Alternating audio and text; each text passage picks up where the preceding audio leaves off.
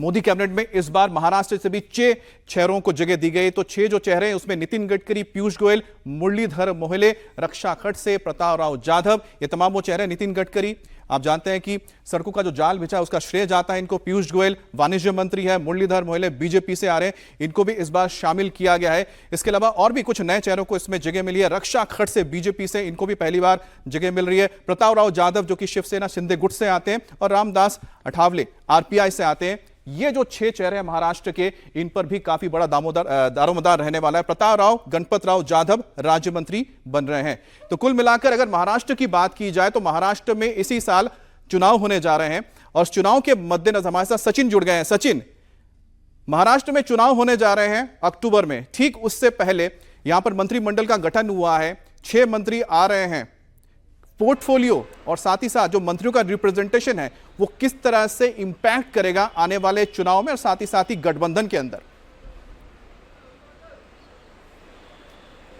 जी बिल्कुल, लोकसभा चुनाव में जिस तरह से विधानसभा चुनाव के पहले लोकसभा चुनाव में जो नतीजा है वो महायुति के यानी कि एनडीए के लिए इतने उत्साहजनक नहीं थे। बिल्कुल उन्हें वहाँ पर निराशाजनक जो है वो कामगिरी उनका काम हुआ है। सिर्फ 17 सीटें आई थी चुनकर, और महाराष्ट्र को 6 जगह पर जो है मिनिस्ट्री में यहाँ पर जगह दी गई है, जिसमें से कि 2 कैबिनेट मंत्री, एक राज्य मंत्री स्वतंत्र प्रभार प्रतापराव जाधव शिवसेना कोटे से है, नितिन गडकरी और पीयूष गोयल केंद्रीय मंत्री है, और 3 राज्य मंत्री बनाए गए हैं।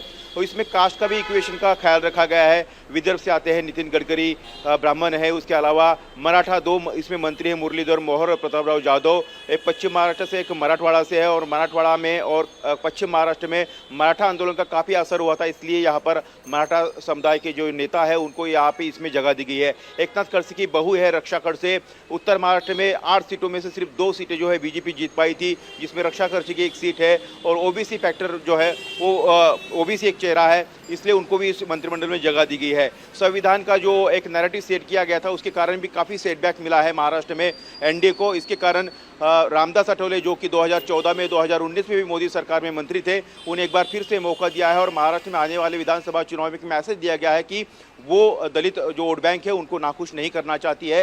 रामदास अठावले पिछले सरकार में भी जो है सोशल जस्टिस मिनिस्टर थे, एमओएस थे, उनको इस बार उम्मीद है कि वही मंत्रालय उनको मिलेगा। इसके अलावा पीयूष गोयल जो है कॉमर्स और इंडस्ट्री मिनिस्टर थे, उम्मीद है कि लगभग उसी तरह का डिपार्टमेंट जो उनके पास रह सकता है, काफ़ी पढ़े लिखे एजुकेटेड है। नितिन गडकरी ने जो देश भर में हाईवेज का जाल बिछाया है, इतने बड़े कंस्ट्रक्शन हुए हैं उनके कार्यकाल में, तो कहीं ना कहीं नितिन गडकरी के पास भी वही जिम्मेदारी रह सकती है। अमूमन यह अंदाज़ा लगाया जा रहा है कि जो पेंडिंग प्रोजेक्ट है उसको पूरा करने के लिए, एक कंटिन्यूशन के लिए उनको ये डिपार्टमेंट फिर से दिया जा सकता है। लेकिन शिवसेना के पास जो है हमेशा 2014 की बात हो, 2019 की बात हो, हेवी इंडस्ट्री मिनिस्ट्री आती थी, और उससे कहीं ना कहीं ये सवाल उठता था हमेशा महाराष्ट्र में कि उनको इतना बड़ा मंत्रालय नहीं दिया गया है।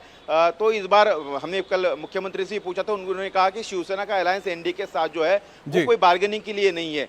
जो भी जिम्मेदारी आपने हेवी इंडस्ट्रीज का जिक्र किया है, और हम जानते हैं कि किस तरह से कुछ इंडस्ट्रीज का महाराष्ट्र से शिफ्ट होकर गुजरात में जाना चुनावी मुद्दा बना था, और किस तरह से विपक्ष ने उसका इस्तेमाल किया था, चाहे वो कांग्रेस हो या फिर एनसीपी शरद पवार का गुट हो। बहरहाल मोदी सरकार में अल्पसंख्यक यानी कि माइनॉरिटीज की भी खास जगह दी गई है। माइनॉरिटीज की अगर बात की जाए, पीएम मोदी ने सिख समुदाय से आने वाले हरदीप पुरी के साथ साथ रवनीत बिट्टू को भी मंत्री बनाया है। वहीं बौद्ध धर्म से आने वाले किरेन रिजिजू को एक बार फिर से मौका मिला है। तो ये आप चेहरा देख रहे हैं, अल्पसंख्यक जो चेहरे हैं, हरदीप पुरी सिख समुदाय से आते हैं, रवनीत बिट्टू लुधियाना से चुनाव लड़े थे लेकिन हार गए, किरेन रिजिजू एक बार फिर से अरुणाचल प्रदेश से जीते हैं, बौद्ध धर्म से आते हैं, जॉर्ज कुरियन ईसाई है, और साथ ही पवित्र मार्गेटा ये भी ईसाई चेहरा है। तो ये आप जो 5 चेहरे देख रहे हैं ये रिप्रेजेंट करेंगे माइनॉरिटीज को। अब हम बात करते हैं कि आखिरकार मोदी 1.0 से यानी 1.0 फर्स्ट से लेके 3 तक वो कौन से चेहरे हैं जो एक बार फिर से रिपीट हो रहे हैं। इसमें राजनाथ सिंह, नितिन गडकरी, पीयूष गोयल, जितेंद्र सिंह, राव इंद्रजीत सिंह, निर्मला सीतारमण, मनसुख मंडाविया, धर्मेंद्र प्रधान, हरदीप पुरी, अनुप्रिया पटेल, अर्जुन राम मेघवाल, सर्बानंद सोनोवाल, गजेंद्र सिंह शेखावत और किरेन रिजिजू जो एक बार फिर से रिपीट हो रहे हैं।